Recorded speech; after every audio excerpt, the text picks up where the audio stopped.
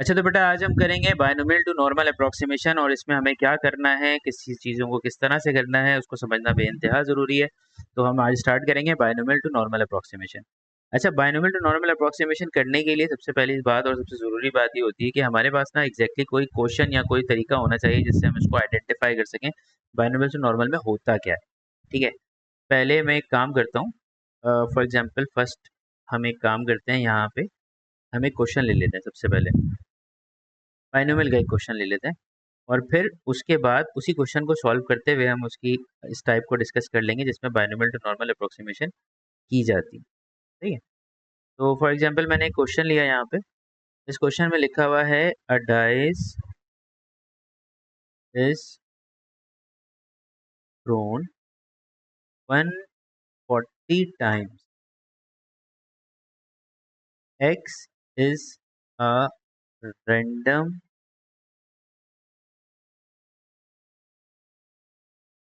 variable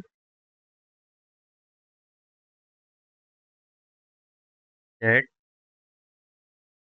dice lands on a multiple of 3। ठीक है, पहले पार्ट में वो हमसे ये कह रहा है भाई कि find the probability that dice lands on multiple of 3 exactly twice। तो वो मल्टीपल ऑफ 3 पे एग्जैक्टली ट्वाइस पर आ रहा है। एग्जैक्टली पहली चीज़ उसने मुझसे ये पूछी है। तो इन दैट केस अगर मैं प्रोबेबिलिटी ऑफ एग्जैक्टली ट्वाइस की निकालूं, यानी कि 2 दफ़ा वो लैंड ऑन 3 कर रहा है और लैंड ऑन मल्टीपल ऑफ 3 कर रहा है, तो probability of x is equals to 2 मुझे करना है एग्जैक्टली। बहुत सिंपल है। ठीक है, और इसके लिए क्योंकि ये बाइनोमियल है तो बाइनोमियल के लिए मैं बाइनोमियल के डाटा को सॉर्ट कर लेता हूँ। डाटा एक्सट्रैक्ट कर लेता हूँ सबसे पहले। एन देख लेता हूँ, एन मेरे पास है 140 यानी कि 140। उसके अलावा जो उसने मुझे दिया हुआ है एग्जैक्टली प्रोबेबिलिटी मल्टीपल ऑफ 3। तो मल्टीपल ऑफ 3 का मतलब वो प्रोबेबिलिटी ऑफ सक्सेस जो मेरी होनी चाहिए जब मैं डाइस को थ्रो करता हूँ तो 1 2 4 5 1 2 3 4 5 6 होता है। तो मल्टीपल ऑफ 3 2 दफ़ा आ रहा है, तो 2/6 यानी कि इसका मतलब ये हुआ, ये बन जाएगा 1/3। और फेलियर जो होगा वो मेरे पास हो जाएगा 2/3। एग्जैक्टली मैंने 1 से माइनस कर दिया फेलियर भी। तो सक्सेस और फेलियर दोनों चीज़ें मेरे पास एग्जैक्टली आ चुकी हैं। अब उसके बाद मैं क्या करूँगा, अगला काम कि जब मुझे कैलकुलेट करना है फॉर x इक्वल टू 2 के लिए, तो मैंने किया x इज इक्वल टू 2 और 140c x की जगह पे मैंने लगा दिया 2। प्रोबेबिलिटी ऑफ सक्सेस जो है वो है 1/3। 1/3 और ये मेरे पास एग्जैक्टली पावर हो जाएगी 2। और फेलियर जो है वो मेरे पास हो जाएगी 138। ठीक है, मैं इसको कैलकुलेट कर लूँगा, दैट इज़ क्वाइट सिंपल। और आसानी से बच्चों की तरह ये प्रोबेबिलिटी मेरे पास कैलकुलेट हो जाएगी।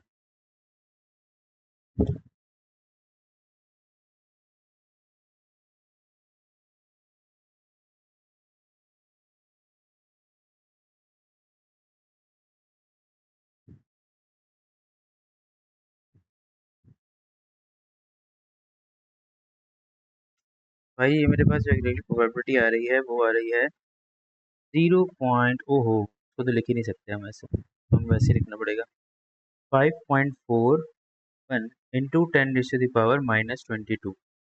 इस तरह की प्रोबेबिलिटी आ रही है, काफ़ी लो प्रोबेबिलिटी आ रही है। ठीक है, अच्छा अब सवाल में नॉर्मल अप्रोक्सीमेशन कब लगाई जाती है। तो भाई अब जैसे इसका पार्ट भी है, इसमें कह रहा हूँ मैं कि भाई find the probability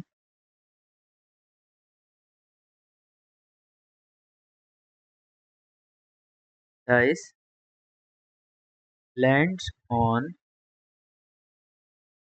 multiple of 3 more than 65।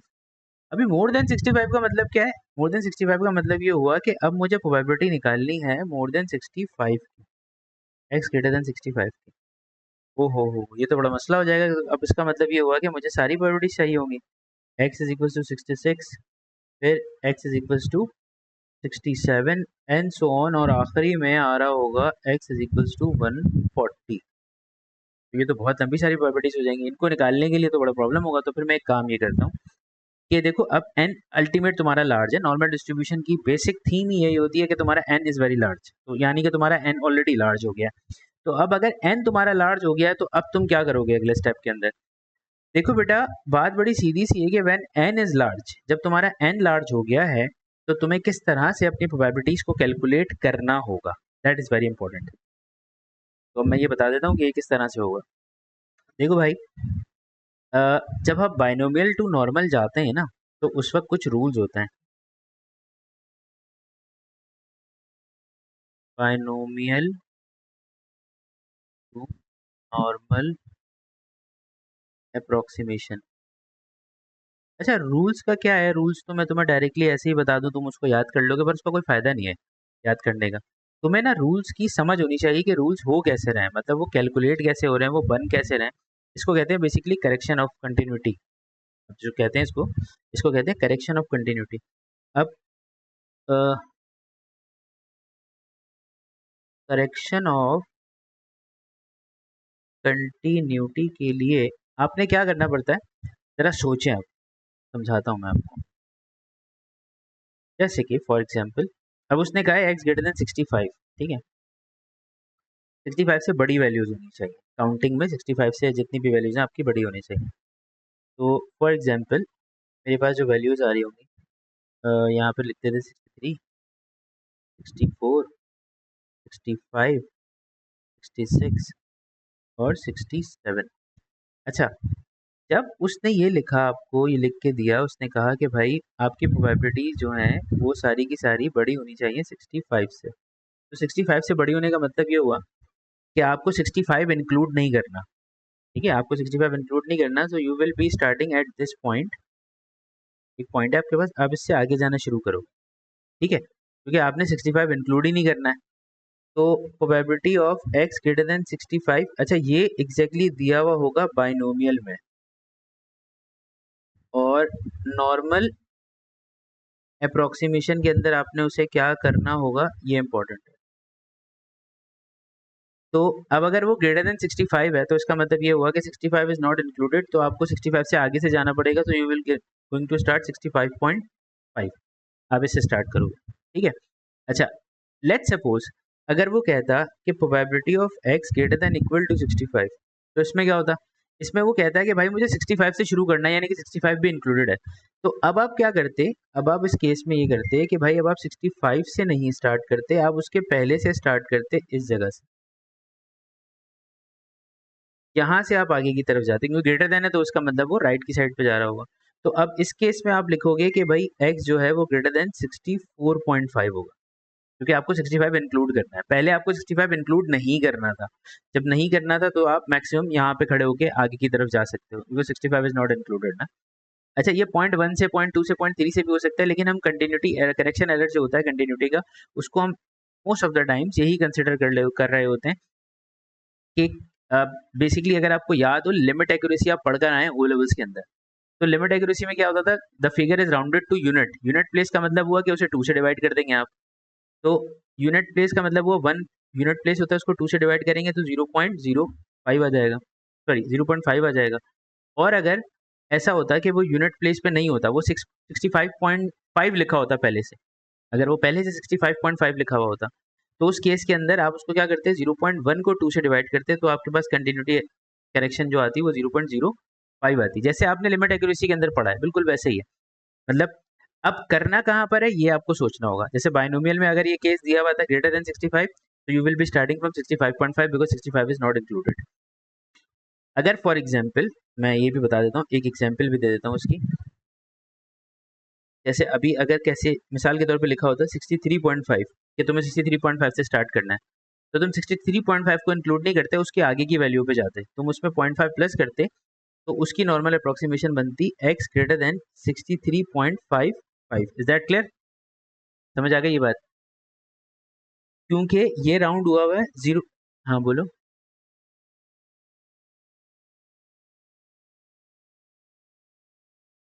हाँ, वो मैंने गलती से लिखा। ठीक है। अच्छा, ये वाला बेसिकली काम हम जो है वो वहाँ से सीख कर आए ओ लेवल से, तो ये ओ लेवल्स वाला काम जो है हम इस वक्त जैसे सेम इसी तरीके से अब सवाल ये पैदा होता है कि अगर वो कंटिन्यूटी करेक्शन के लिए फॉर एग्जांपल हमें वैल्यू दे रहा है x लेस देन 65, अब 65 इंक्लूड नहीं करना, 65 इंक्लूड नहीं करना और तुम्हें पीछे की तरफ ही जाना है, यानी कि तुम्हें इससे पीछे ही देखना है। तो तुम्हें मेरे हिसाब से कहाँ होना चाहिए, यहाँ पे, इस जगह से तुम पीछे जाओगे, ऐसा ही ना। तो x लेस देन 64.5 हो जाएगा। और अगर वो ये कह देता कि भाई x less than equal to 65, अब तुम्हें 65 इंक्लूड करना है, तो तुम कहाँ से पीछे जाते, तुम यहाँ से अपने बाउंड से पीछे जाते, जो कि बनता तुम्हारे पास x लेस देन 65.5, ठीक है। और फॉर एग्जाम्पल अगर वो ये कह देता कि भाई x इज इक्वल्स टू 65 पे कैलकुलेट करो, तो क्या करते, तो उस केस के अंदर हम ये करते कि 64.5 से 65.5 के बीच में हम कैलकुलेट करते हैं, सही है। तो ये बायनोमियल टू नॉर्मल अप्रोक्सीमेशन के रूल्स होते हैं जो तुम्हें समझ आने चाहिए, इनको याद करने की कोई जरूरत नहीं, सही है। अगर ये दिमाग में बैठ जाएंगे तो समझ में आ जाएंगे, तरीका समझ लिया। अब आगे चल लेते हैं, आगे चल के हम वैल्यूज को देख लेते हैं कि अब हमें किस तरह से करना है। जैसे अब मिसाल के तौर पे फॉर एग्जांपल वो यहाँ पे कह रहा था कि भाई आपके पास जो मैंने कंडीशंस आपको दी हैं उसके अंदर एग्जैक्टली हो क्या रहा है कि 65 से बड़ी वैल्यूज की तरफ आपको जाना है। तो अब आप 65 से बड़ी वैल्यूज की तरफ जा रहे हो, इसका मतलब ये हुआ कि आपको ग्रेटर देन 64.5 से आगे 65 से बड़ी वैल्यूज थी, सॉरी 65.5 से आगे जाना होगा आपको, ये आपको कैलकुलेट करना है। मैंने कहा ठीक है। अब इसको कैलकुलेट करने के लिए मेरे पास एक प्रॉब्लम ये है कि मेरे पास मीन और ये सारी चीज़ें नहीं है, स्टैंडर्ड मीन और सिग्मा स्क्वायर नहीं है। तो मैंने क्या कहा, मैंने कहा यार पहले उसको कन्वर्ट कर लेते हैं। कन्वर्ट करेंगे तो मेरा जो मीन है वो एग्जैक्टली एन पी होता है बायनोमियल का, तो वही मीन मेरा इस्तेमाल होगा। तो एन जो है वो 140 हो जाएगा और प्रोबेबिलिटी ऑफ सक्सेस जो थी वो मेरे पास 1/3 थी। तो मेरा मीन हो जाएगा 40 divide by 3 is exactly 46.7, 46.7 is my mean. और मेरा जो सिग्मा स्क्वायर है वो बराबर होगा एन पी क्यू के, क्योंकि बायनोमियल में यही होता है सिग्मा स्क्वायर। तो मेरा सिग्मा स्क्वायर हो जाएगा n is exactly 140, probability of success is 1/3 and the failure is 2/3। तो 140 multiply by 2 divided by 9 and I am getting 31.1। अब मेरे पास जो है 31.1 आ रहा है, सही है। ये हो गई चीज़ें क्लियर।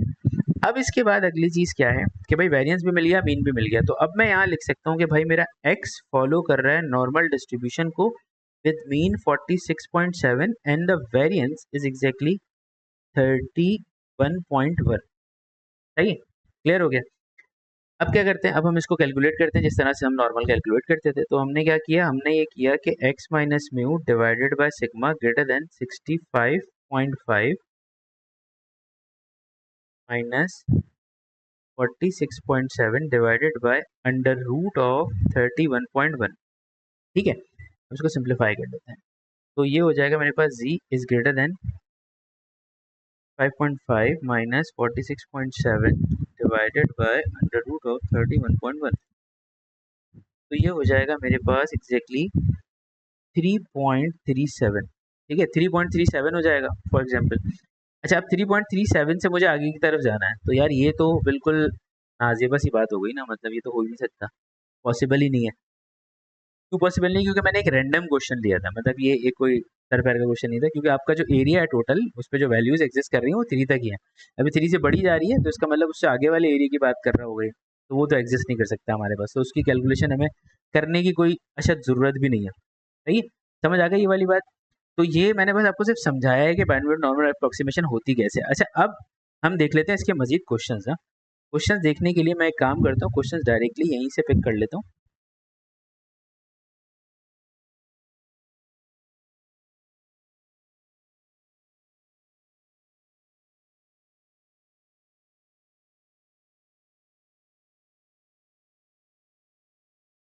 कल हमने ये सवाल किए थे, इसके आगे ये वाला क्वेश्चन।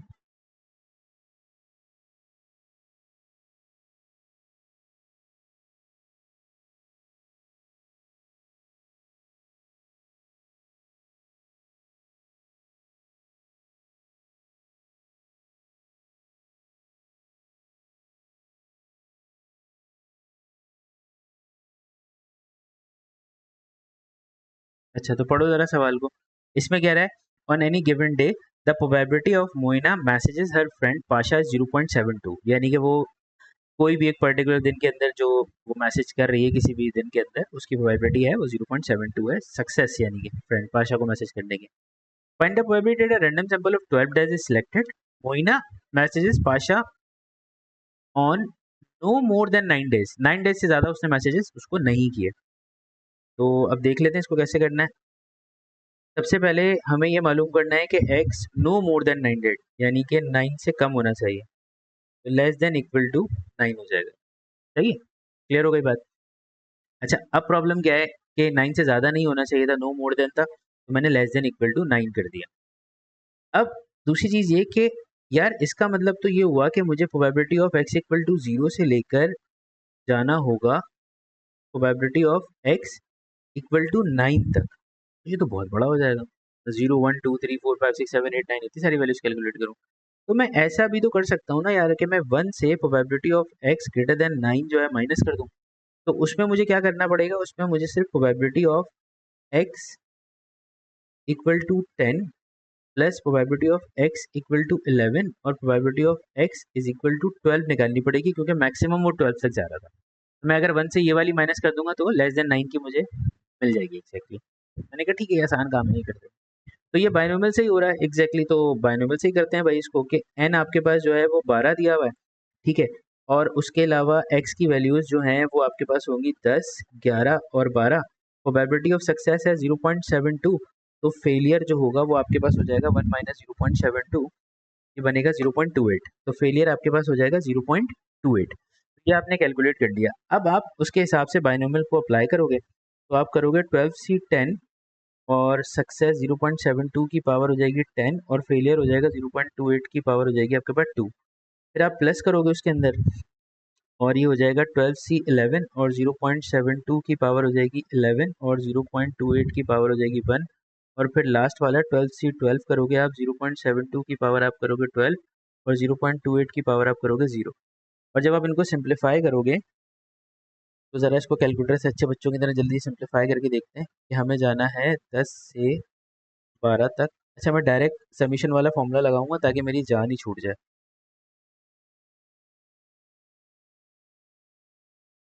उसके बाद सक्सेस है मेरी 0.72 की पावर हो जाएगी अल्फ़ा दबा के x मल्टीप्लाई बाय 0.28 और उसकी पावर हो जाएगी मेरे पास अल्फ़ा दबा के 12 माइनस x।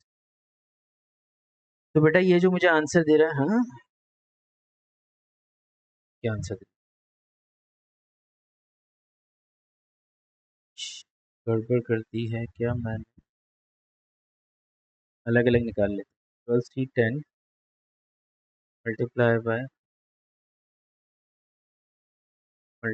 बाय 0.72 की पावर हो जाएगी आपकी 10 और मल्टीप्लाई बाय 0.28 की पावर हो जाएगी 2। ये आपके पास आ रही है पहली वाली 0.1937। दूसरे वाले केस के अंदर आपके पास यहाँ पर हो जाएगा 12C11 की पावर हो जाएगी 11 और ये हो जाएगी आपके पास, उसका आंसर आ रहा है 0.09057 प्लस, और फिर 12 से 12 तो 1 हो जाएगा, तो उसकी मुझे कोई खासी ज़रूरत नहीं है और ये हो जाएगा मेरे पास 0 और 0.72 की पावर हो जाएगी मेरे पास 12। ये आ रहा है 0.01941। ठीक है, तो 0.1937 प्लस 0.09057 प्लस 0.01941, तो ये जब ऐड करता हूँ मैं तो मेरे पास आ रहा है 0.30368। ठीक है जनाब, तो ये मेरे पास एग्जैक्टली उसकी प्रोबेबिलिटी आ गई। अब मैंने क्या किया अपने सवाल को मुकम्मल करने के लिए, क्योंकि मुझे चाहिए थी x less than equal to 9 की, तो मैंने 1 में से माइनस कर दी ये वाली प्रोबेबिलिटी जो कि ग्रेटर में थी। तो ये मेरे पास आ गया 1 माइनस 0.30368, ये बन जाएगा आपके पास 0.69632। ठीक है भाई, 69632 ये आपके पास एग्जैक्टली प्रोबेबिलिटी है। अच्छा, अब क्या है अगला काम कि भाई ये तो मैंने कैलकुलेट कर ली। पार्ट बी में वो क्या कह रहा है, पार्ट बी में कह रहा है Moina messages Pasha on January first January, find the probability next day on which she messages Pasha is 5 जनवरी। पहली जनवरी को उसने एक मैसेज किया था, उसके बाद जो है उसने ये कहा है कि find the probability that the next day on which she messages Pasha is 5 जनवरी। यानी कि अब इसमें क्या करना है, समझ में आ रही है बात। पहला मैसेज उसने 1 जनवरी को किया था, और फिर दोबारा उसने जो मैसेज किया नेक्स्ट डे वो 5 जनवरी को किया। How can we simplify that one. हाँ भाई, बिलाल भाई आप बताइए ये क्या हो रहा है, चलें यही बता दें सिर्फ।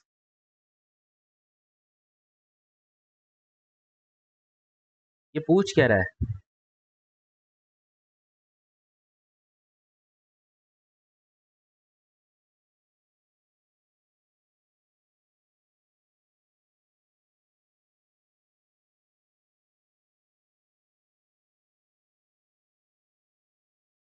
9 दिन से ज्यादा पाशा को मैसेज नहीं किए। वो तो ऊपर वाले में था ना, 9 दिन से ज्यादा, वो तो मैंने बता दिया। नीचे वाले में क्या पूछ रहा है, नीचे वाले में वो बोल रहा है कि मोइना मैसेजेस पाशा ऑन 1 जनवरी, जब उसने 1 जनवरी को मैसेज किया उसके बाद जो अगला मैसेज उसने किया है वो कौन सी तारीख को आ रहा है, 5 जनवरी को आ रहा है। तो इसमें आपसे क्या पूछा जा रहा है एग्जैक्टली।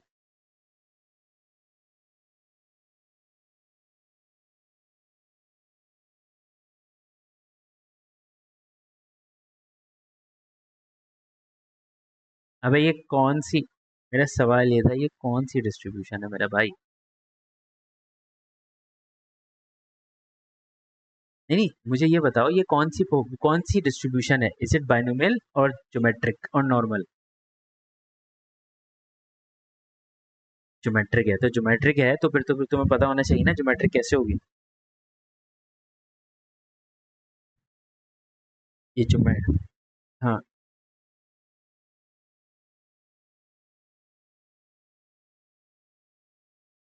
किया हुआ है, मैं आज उसको पब्लिश कर दूंगा, अपलोड हुआ है पब्लिश कर दूंगा। अच्छा अब तुम ये सुनो कि उसने पहला मैसेज पहली तारीख को किया था। पहला मैसेज उस, हमारी आवाज कटती, पहला मैसेज उसने पहली तारीख को किया था और फिर उसने 5वें दिन मैसेज किया, फर्स्ट सक्सेस को 5वें दिन मिली, यानी कि एक्स जो है वो बात कर रहा है किसकी, x=4 की, ऐसा ही ना। तो इसका मतलब ये हुआ q⁻n−1 और मल्टीप्लाई बाय p। ये फॉर्मूला होता था p⁻n−1। तो अब मेरे पास क्या है, q⁻n−1 है। अब q⁻n−1 है तो उसको सॉल्व करने लिए फेलियर कितना था, मेरा फेलियर था 0.28 और पावर उसकी आ गई 4-1, और with talking about a probability of success that was 0.72। तो मैं क्या करूँगा इसमें, 0.28 की पावर लगाऊंगा 3 मल्टीप्लाई बाय 0.72, तो ये मेरे पास हो जाएगा 0.0158। ठीक है भाई, ये मेरे पास आ गई प्रोबेबिलिटी। अब नेक्स्ट पार्ट देख लेते हैं, पार्ट सी। पार्ट सी जो सबसे इंपॉर्टेंट है हमारे लिए, पार्ट सी में वो कह रहा है use an approximation to find the probability in a period of 100 days. 100 दिन के पीरियड के अंदर Moina messages Pasha on fewer than 64 days. Fewer than 64 days हो गया। फ्यूअर देन 64 का मतलब क्या होगा ये बताओ पहले।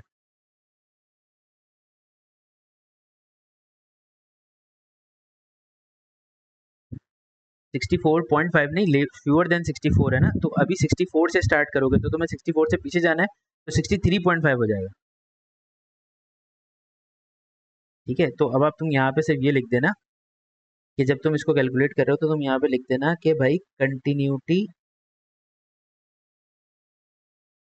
करेक्शन, तो वो क्या है मेरे पास, probability of X less than 63.5, क्योंकि 64 इंक्लूड नहीं करना, तो 63.5 से हमें पहले जाना होगा। अच्छा अब ये तो पता चल गया। अब डाटा को सॉर्ट करते हैं। एन मेरे पास था 100, क्योंकि उसने कहा था 100 दिनों का डाटा है ना टोटल, 100 डेज, तो एन हो गया 100। अब एन 100 है तो प्रोबेबिलिटी ऑफ सक्सेस क्या होगी भाई, प्रोबेबिलिटी ऑफ सक्सेस जो थी वो मेरी थी 0.72 और प्रोबेबिलिटी ऑफ फेलियर जो थी वो थी 0.28। मुझे चाहिए होगा मीन।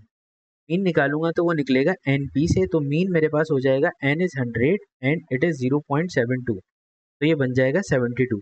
तो म्यू मेरे पास आ गया 72। ठीक है, फिर मुझे निकालना है फेलियर, ओ सॉरी सिग्मा स्क्वायर, तो एन पी क्यू, एन मेरे पास है 100, सक्सेस है मेरे पास 0.72 और फेलियर है मेरे पास 0.28। तो ऐसा करने से होगा ये कि 100 मल्टीप्लाई बाय 0.72 मल्टीप्लाई बाय 0.28 जब मैं करूँगा तो ये मेरे आंसर देगा 20.16। तो ये मेरे पास आ गया मेरा सिग्मा स्क्वायर। अब मैं क्या लिख सकता हूँ, अब मैं लिख सकता हूँ कि मेरा जो x था वो फॉलो कर रहा है नॉर्मल डिस्ट्रीब्यूशन को with mean which is already given, know which I have already calculated, and 20.16 is the variance. ठीक है, अब मैं उसके हिसाब से उसकी कैलकुलेशन करता हूँ। तो मैंने क्या किया, मैंने किया भाई x minus mu divided by sigma less than 63.5 minus 72 divided by under root of 20.16। Under root क्यों लगाया, क्योंकि ये मेरे पास वेरिएंस था तो मुझे उसको स्टैंडर्ड डेविएशन में कन्वर्ट करना था। तो ये हो जाएगा probability of z less than 63.5 minus 72 divided by under root of 20.1। भाई ये मेरे पास आ रहा है माइनस का 1.89। ओह, माइनस का 1.89 आ गया। अब ये तो कि मसला कश्मीर हो गया, क्योंकि मेरे पास नॉर्मल में ये होगा ही नहीं। तो मैं क्या करूँगा भाई, मैं पहले अपना नॉर्मल बना लूँ करके अच्छे बच्चों की तरह। ये बना लिया मैंने अपना नॉर्मल। ठीक है, अब माइनस 1.89 यहाँ पे आ गया मेरा जीरो, और माइनस 1.89 जो है वो एग्जैक्टली होगा यहाँ पे। ठीक है, माइनस का 1.89, इससे छोटी चाहिए, ये वाला हिस्सा चाहिए। चलो बात समझ में आ गई, लेकिन इस पर कोई काम नहीं हो सकता। तो मुझे क्या करना पड़ेगा, मुझे अपनी डिस्ट्रीब्यूशन को फ्लिप करना पड़ेगा ताकि मैं उसको देख सकूं एग्जैक्टली चार्ट पे क्या वैल्यू आने वाली है।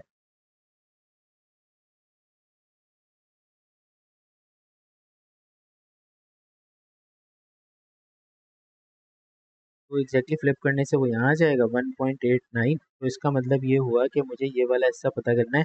अब मैं पॉजिटिव टेबल में 1.89 चेक करूंगा और उससे लेफ्ट साइड की वैल्यू फिगर आउट करूंगा और उसको 1 से माइनस कर दूंगा। तो मैंने क्या किया, मैंने खोल लिया नॉर्मल का टेबल, जो कि मुझे इस वक्त यहाँ नज़र नहीं आ रहा, तो यकीनन तुम्हारे ग्रुप में पड़ा हुआ होगा। ऐसा क्या आ गया नॉर्मल का टेबल। ठीक है, अब नॉर्मल के टेबल के ऊपर मुझे वैल्यू देखनी है 1.89। तो मैंने क्या किया, 1.89 की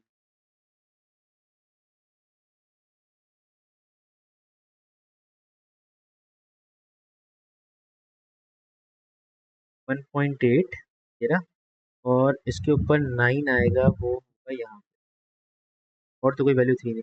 तो 0.9706। तो मेरे पास जो प्रोबेबिलिटी आ रही है वो आ रही है 0.970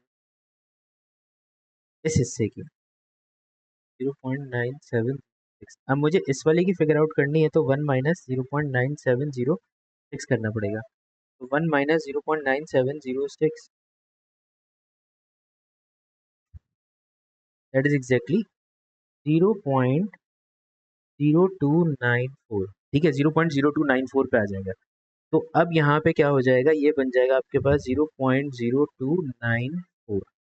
सही है जनाब, ये वाली चीज़ हो गई आपकी फाइनल। अच्छा, अब इसके बाद अगला स्टेप क्या होगा, यहाँ से यहाँ तक तो हमने वो कैलकुलेट कर ली प्रोबेबिलिटी। ये होती है बायनोमियल टू नॉर्मल अप्रोक्सीमेशन। एक सेकेंड आप मुझे देंगे जरा?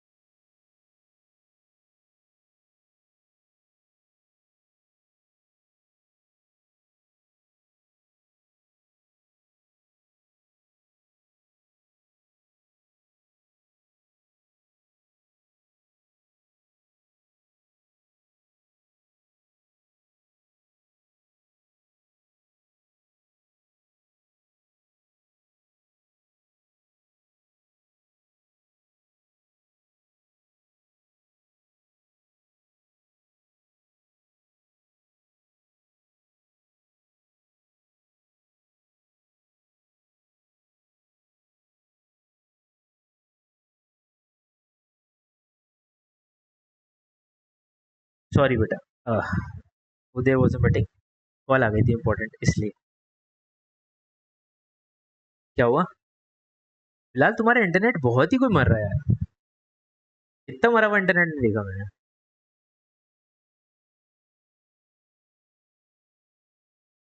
चलो इधर देखो, वो कह रहा है a pair of fair coins is thrown repeatedly until a pair of a tail is obtained.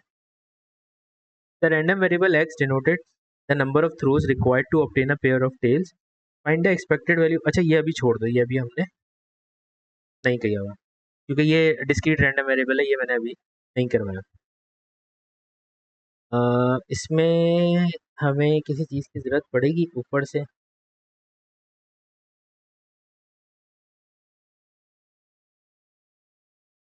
Use approximate find probability of pair of tails is obtain more than 25 times. तो फिर मैं इसमें डायरेक्टली एक प्रोबेबिलिटी ऑफ सक्सेस पहले से ही बता देता हूँ कि पेयर ऑफ टेल्स जो है वो क्या हो सकती है। देखो पेयर ऑफ टेल्स जो है ना, उसके लिए प्रोबेबिलिटी ऑफ सक्सेस, मैं सिर्फ इसका ये लास्ट पार्ट करूंगा, यूज द बाइनोमियल नॉन वाला अप्रोक्सीमेशन वाला, ठीक है। ये वाला पार्ट भी हो सकता है वैसे, ये जो दिया हुआ है find the probability at exactly 3 और मोर, लेकिन इसमें एक प्रॉब्लम ये आएगी कि इस पार्ट को करने के लिए मुझे इसका एक्सपेक्टेड टेबल चाहिए होगा, जो कि मैंने नहीं बनाया हुआ, और नेक्स्ट वाले पार्ट को करने के लिए भी एग्जैक्टली वही चाहिए होता है। तो मैं उससे नहीं कर रहा फिर इन दोनों पार्ट्स को, और मैं इस पार्ट को जो मेरे पास नॉर्मल अप्रोक्सीमेशन वाला पार्ट है उसको डायरेक्ट करने के लिए मैं उसकी सारी डिटेल्स आपको बता रहा हूँ कि भाई देखो पेयर ऑफ टेल की जो प्रोबेबिलिटी है, पेयर ऑफ टेल का मतलब क्या है कि एक दफ़ा टेल आ जाए, ठीक है, और दोबारा थ्रो करने पे दूसरी दफ़ा भी टेल आ जाए, तो ये पेयर ऑफ टेल हो जाएगा 1/4, प्रोबेबिलिटी सक्सेस हो जाएगी, ठीक है। और प्रोबेबिलिटी ऑफ फेलियर जो होगी मेरी वो 1 - 1/4 करने से 3/, सही है। ये सक्सेस और फेलियर मैंने आपको दोनों निकाल कर दिए। अब इसके बाद इस सवाल को हमें नॉर्मल अप्रोक्सीमेशन पे जाना है। अच्छा अब पहले डाटा में ज़रा कर रहा हूँ साइड में सॉर्ट। उसने कहा है कि भाई ऑब्टेन मोर देन 25 टाइम्स, तो भाई प्रोबेबिलिटी चाहिए ग्रेटर देन 25 की, तो कंटिन्यूटी करेक्शन क्या होगी मेरी?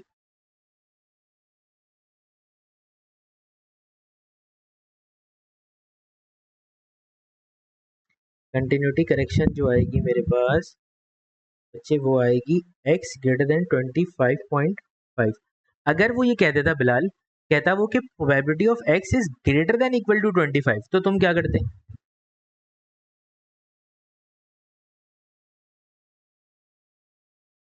ग्रेटर देन इक्वल टू नहीं, सिर्फ ग्रेटर देन 24.5, सही, ठीक है।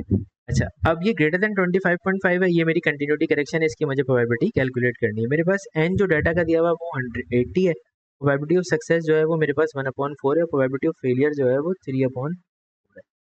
मुझे पहले निकालना होगा मीन, जो कि उसके लिए निकलेगा एन पी से, और मीन निकालूंगा मैं जब, तो एन मेरे पास है 80 और प्रोबेबिलिटी सक्सेस है मेरे पास 1/4, तो मेरे पास हो जाएगा 4 × 1 = 4, 4 20, तो ये हो जाएगा 20, यानी कि म्यू जो है वो हो जाएगा 20 मेरे पास।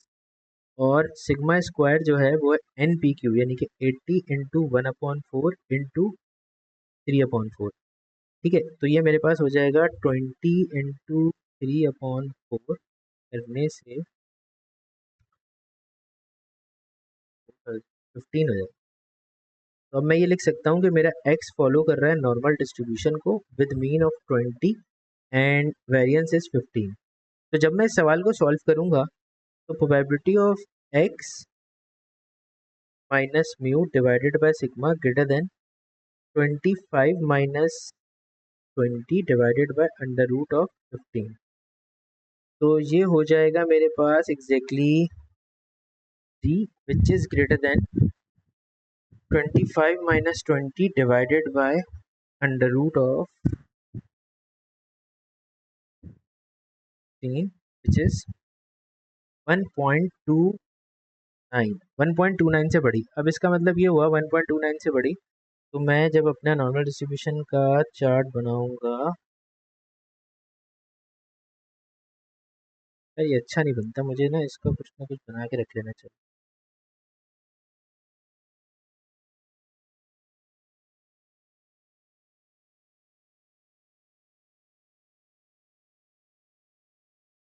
हाँ यही करूँगा, स्टिकर बनाऊंगा,